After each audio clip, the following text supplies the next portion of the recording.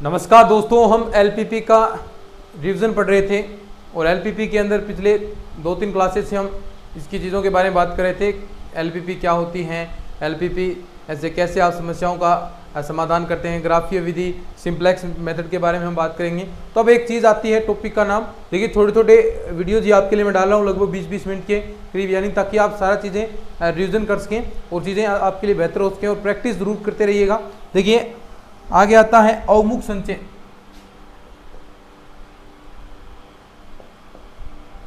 अवमुख संचय इंग्लिश के अंदर कहेंगे कॉन्वेक्स कॉम्बिनेशन।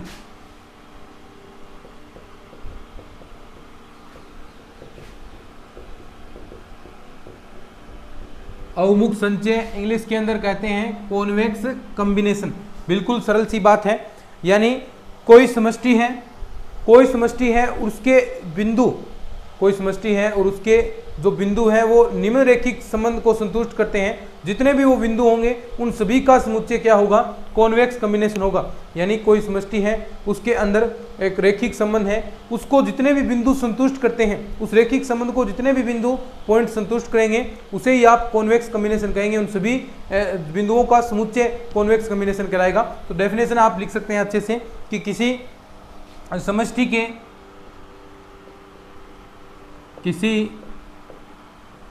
समष्टि के परिगत बिंदुओं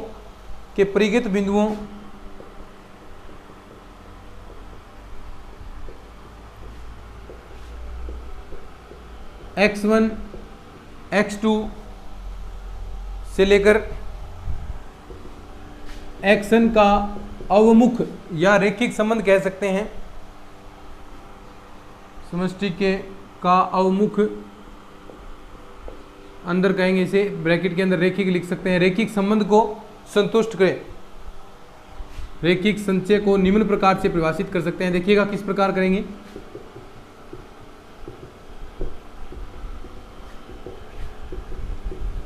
परिभाषित कर सकते हैं, देखिए किस प्रकार आप इसे परिभाषित कर सकते हैं। देखिए रेखिक संबंध क्या होगा, जहां x बराबर आप सभी जानते हैं जो रेखा का समीकरण है, आप लगातार पढ़ते आए हैं कि λ1 x1 प्लस का λ2 x2 और ऐसे कहाँ तक बढ़ेगा प्लस का डॉट λn xn। तो ये रेखिक संबंध को अगर जितने भी समुच्चय संतुष्ट करते हैं तो उन सभी का समुच्चय है, जितने भी बिंदु संतुष्ट करते हैं उन सभी का सेट ही आपका अवमुख संचय कहलाता है। और देखिए याद रखना है, जहाँ ये चीज़ें काम की हैं λ1 प्लस λ2 प्लस λ3 इस प्रकार प्लस का λn का मान होता है 1, ये चीज़ याद रखनी है, इन सभी का मान 1 होगा। ये तो बात रही अन्य बिंदुओं के लिए। अगर हम बात करें दो बिंदुओं के लिए, तो दो बिंदुओं के लिए देखिए क्या होगा, x बराबर λ1 x1 प्लस का λ2 x2।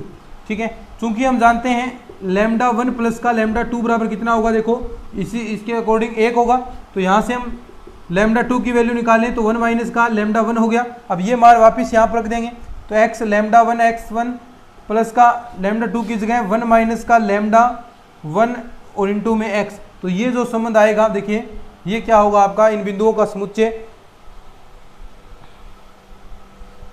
समुच्चय क्या होगा, आपका अवमुख संचय होगा। और ये जो लैम्डा का मान है वो लेस देन 0 से तो बड़ा होगा और 1 से छोटा होगा। ये हम पहले भी पिछले क्लास के अंदर भी अच्छे से इसके बारे में बात कर चुके हैं, तो ये आपको चीज़ें समझ में आ गई होंगी।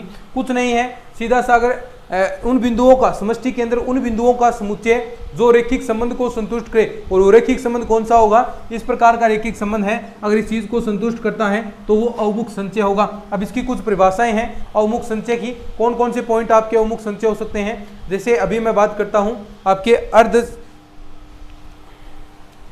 ठीक है, इसको लिख लो, कुछ डेफिनेशन है आपकी वो लिखते हैं अपन।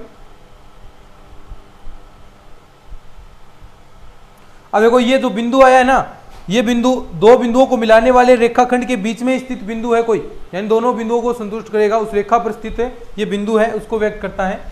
अब देखिए आगे बात करते हैं।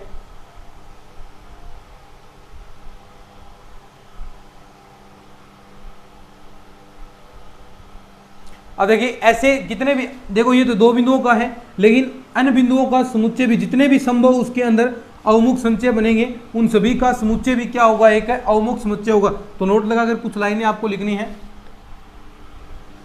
कुछ याद रखनी है लाइनें। वैसे मैंने लिखवाई तो है नोट्सों के अंदर, लेकिन फिर भी थोड़ा याद कर लीजिए, लाइनें हैं तो ये थ्योरी लिखने से ही याद होगी। नोट लगाकर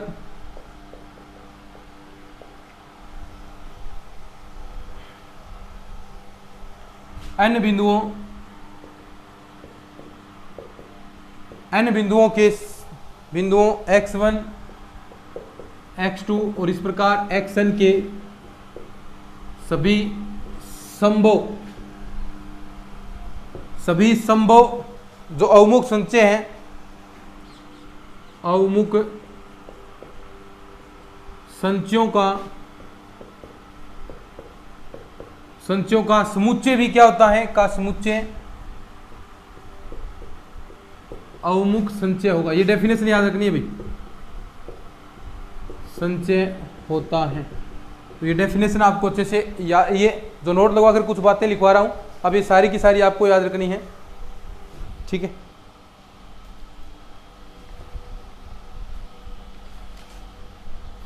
ठीक है, ये तो आपका अवमुख संचय हो गया। और एक इसमें एक अधिसमतल और आता है, इसके बारे में भी हम बात करते हैं, अधिसमतल। ठीक है, उससे पहले एक चीज और हमें पढ़नी थी, अधिसमतल हाइपरप्लेन।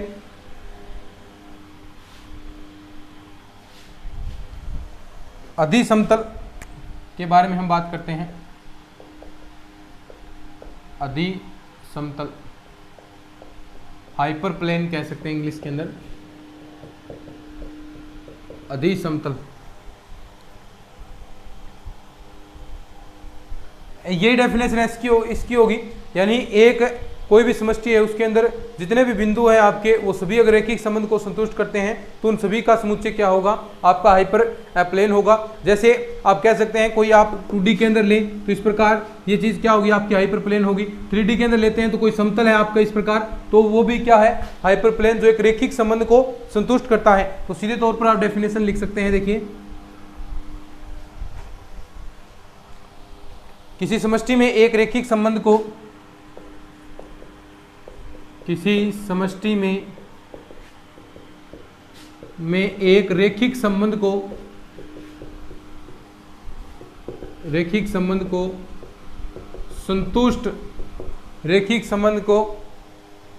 संतुष्ट करने वाले सभी बिंदुओं के बिंदु समुच्चय को संतुष्ट करने वाले सभी बिंदुओं के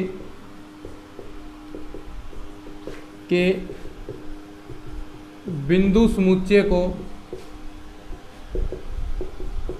समुच्चय को अधिसमतल, या इंग्लिश के अंदर कहें तो हाइपरप्लेन, अधिसमतल या हाइपरप्लेन हम कहते हैं। देखिए कैसे होगा रैखिक संबंध, सब जानते हैं रैखिक संबंध क्या होता है। देखिए अर्थात सब जानते हैं रैखिक संबंध क्या होगा, a1x1 प्लस का a2x2 इस प्रकार anxn, देखो इस प्रकार का रैखिक संबंध होता है, और बराबर क्या होगा, कोई कांस्टेंट b। अब देखिए ये क्या होता है आपका रैखिक संबंध। अब जितने भी इस रैखिक संबंध को संतुष्ट करने वाले आपके बिंदु होंगे, उन सभी का समुच्चय क्या होगा, आपका हाइपरप्लेन कहलाएगा। अब जैसे आप बात कर सकते हैं अधिसमतल के भाग की, याद रखना है ये चीजें, बस ये याद रखना है अधिसमतल के भाग। जैसे यहां पर आपको इस प्रकार दे दे, 2-3 कंडीशन होगी कि अगर इस प्रकार की कंडीशन बने a2x2 यानी लेस देन b हो, एक ऐसी कंडीशन हो a2x2 greater than equal b हो।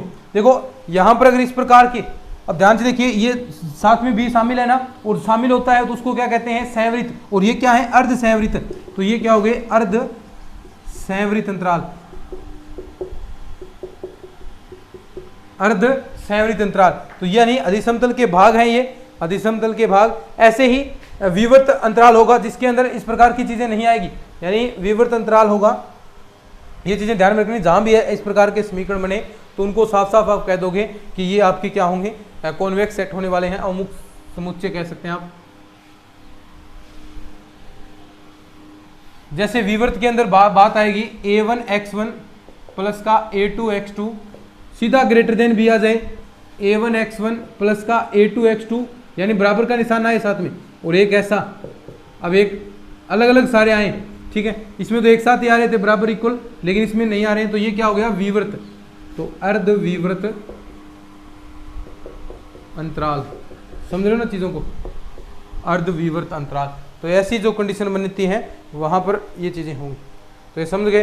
अब देखो जो संवृत और विवृत अंतराल हैं, जो संवृत और जो विवृत अंतराल हैं वो क्या होते हैं, अवमुख समुच्चय होते हैं। हमने पिछले क्लास के अंदर बात की थी अवमुख समुच्चय की, यानी कोई भी दो बिंदुओं को मिलाने वाली रेखा अगर उसी समुच्चय के अंदर, पूर्णतः उसी समुच्चय के अंदर आती है तो ऐसा वो सेट होगा, वो आपका अवमुख समुच्चय कहलाएगा। तो यही हम बात यहाँ पर कर रहे हैं अवमुख समुच्चय की, तो ये आपका अवमुख समुच्चय होगा।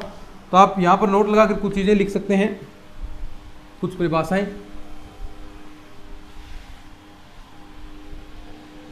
अभी मैं क्लासेज ये सारी छोटी छोटी रख रहा हूँ क्योंकि देखिए अब अंतिम समय में है, तो जितना हो सकता है उतना हम पढ़ रहे हैं, ज़्यादा रिवीजन पर फोकस कीजिए, अब इतना समय अभी नहीं रहा है। नोट लगाकर कुछ चीज़ें याद रख सकते हैं। ये जो नोट बता रहा हूँ कि संवृत अर्ध समष्टि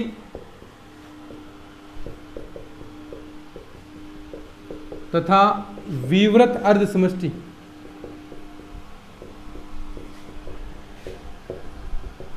संवृत अर्ध समष्टि तथा विवृत अर्ध समष्टि अवमुख समुच्चय होते हैं, अवमुख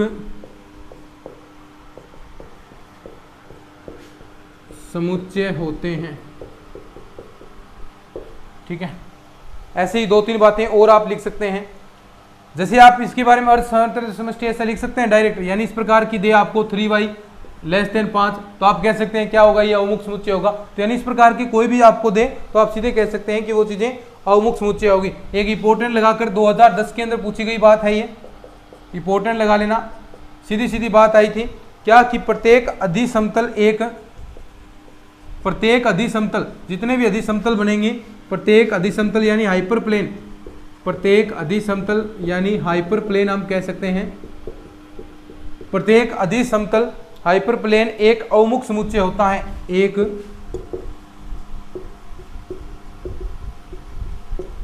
अवमुख समुच्चय होता है। ये बातें अब देखो, कोई अधिसमतल है उनका सर्वनिष्ठ भी क्या होता है, उनका सर्वनिष्ठ भी आपका अवमुख समुच्चय होगा। तो ये भी लिख सकते हैं दो अवमुख समुच्चयों का सर्वनिष्ठ भी, दो अवमुख समुच्चयों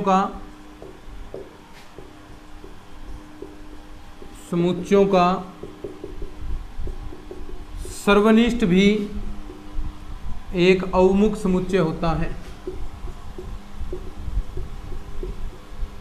अवमुख समुच्चय होता है। तो ये बात भी आप लिख सकते हैं। एक बात और लिख सकते हैं कि किसी एलपीपी के सभी सुसंगत हलों का समुच्चय, किसी एलपीपी के सभी जितने भी सुसंगत हल हैं वो भी क्या होता है, किसी एलपीपी के सभी सुसंगत हलों का समुच्चय, हलों का समुच्चय भी क्या होता है, एक अवमुख समुच्चय होता है, एक अवमुख समुच्चय होता है। तो ये बातें भी आप लिख सकते हैं।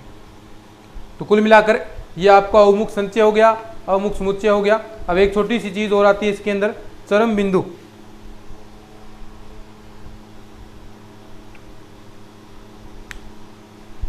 चरम बिंदु की डेफिनेशन देखिए, वैसे सीधे तौर पर आप बता सकते हैं चरम बिंदु यानी कहां पर कोई आकृति आपकी कहां पर अधिकतम मान देगी।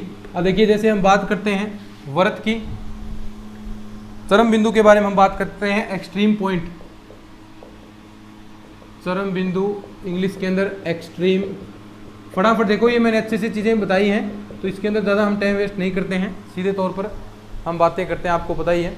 एक्सट्रीम पॉइंट क्या होता है, देखिए इस प्रकार की कोई मान लीजिए ये सर्किल है, अब सर्किल पर अधिकतम मान कहाँ पर हो सकता है, और ये आपके पास वर्ग मान लीजिए, इस पर अधिकतम मान कहाँ पर होगा। देखो सीधे तौर पर पता है कि यहाँ पर अधिकतम मान होगा शीर्ष पर, यानी जहाँ पर अधिकतम मान है। एक डेफिनेशन और दे सकते हैं इस पर, वृत्त की परिधि पर अधिकतम मान होगा। एक डेफिनेशन और लिख सकते हैं कि जहाँ पर एक अल्फा है वो क्या होगा, आपका एक्सट्रीम पॉइंट कहलाएगा। यदि दो बिंदुओं पर, उस पर जो आप क्या करते हैं उस पर स्थित दो बिंदुओं को मिलाने वाली रेखा के बीच में अल्फा नहीं आना चाहिए, यानी उसके बीच में प्रतिच्छेदन बिंदु नहीं होना चाहिए।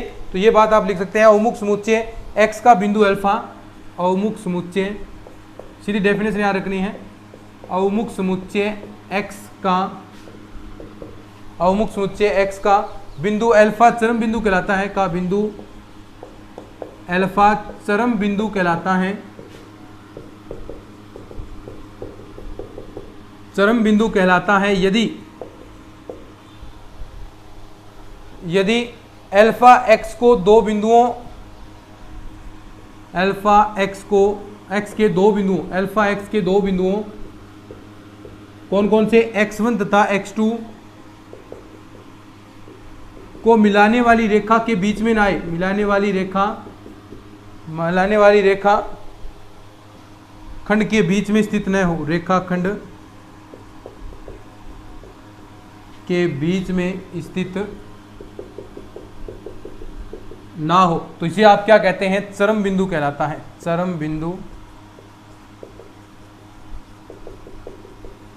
कहलाता है। तो ये बातें आपके आगे, यानी आप सीधे तौर पर लिख सकते हैं कि जो अल्फा है, यानी आप x1 x2 ले रहे हैं, अल्फा नोट बराबर होना चाहिए, क्योंकि हमने ये बात की थी कि लैम्डा x1 प्लस का 1 माइनस लैम्डा और ये x2, यानी ये क्या था, उस पर स्थित रेखा पर स्थित बिंदु था, लेकिन ये इस पर नहीं आएगा अल्फा, तो ये आपका चरम बिंदु कहलाएगा। अब देखो यहाँ पर 2 पॉइंट ले रहे हैं, तो ये क्या इस पर आ रहा है, क्या नहीं आ रहा, यहाँ पर हम ले रहे हैं तो कोई ये अल्फा पॉइंट अगर ये शीर्ष ले रहे हैं तो इस पर आ रहा है, क्या नहीं आ रहा, तो वर्त का प्रत्येक जो परिधि का बिंदु है वो चरम बिंदु होता है, और जो आयत या वर्ग ले रहे हैं उसका शीर्ष बिंदु चरम बिंदु कहलाता है। इसका तो क्या होगा, शीर्ष बिंदु चरम बिंदु,